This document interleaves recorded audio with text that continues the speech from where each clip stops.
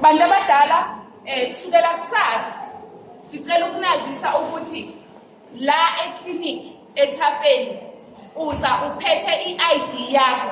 If you are not a South African, sicela ukuthi uhambe uye ku private clinic. Zonke medication yonke yase South Africa is belong to South Africans. Amanesi wethu asebenza i-overtime because of kunabantu abasuka emazweni abo bezofuna free medication. Nothing for free. This is not a banana country. Commander Moni. Sukela kusasa sizobe sime lapha egate ukuthi ukhulelwe noma ukhulelwe ayifundi uhamba uyoteta ku private hospital because nathi as South Africans angeke size sisuke la South Africa sabe siyoteta eZimbabwe or siyoteta eMaputo or siyoteta eMalawi. Namhlanje is the last day.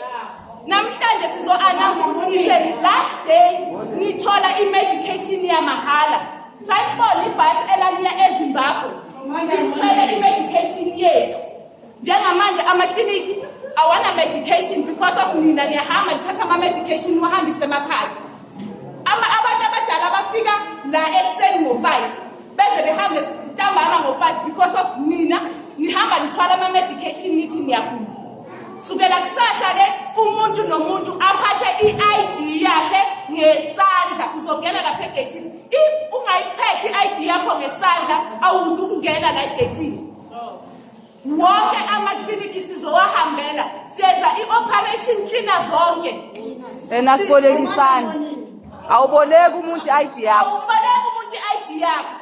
Uma ungawalenza iphutha lokuthi ubolekise nge-ID yakho sicela ukuthi ukwazi lokho siyalithatha siyayithatha leyo ID because of kusasa ngizobe senibhalela usihle nithi fake marriage mina ngishadile kanti ngithatha ama-ID wenu nibolekisane ngawo. Njengamanje sicela ukunazisa namhlanje sizonitshela ukuthi maniphuma nitshele nabanye ukuthi eThafeni clinic awungeni ungayiphethe i-ID yakho ngesandla ngoba ngabe kudala bephelile abantu base-South Africa kuze kushona ilanga abanye bagcine bengasizakalanga because of amakliniki wethu agcwele ngama-foreign.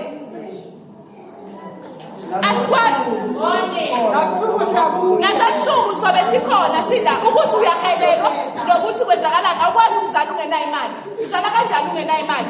Kufanele wazi ukuthi uma uhelelwa ukhulele ungaseZimbabwe bajeta izonitetisa ngoba emazweneni thina abantu bethu baboshiwe njengamanje eZimbabwe.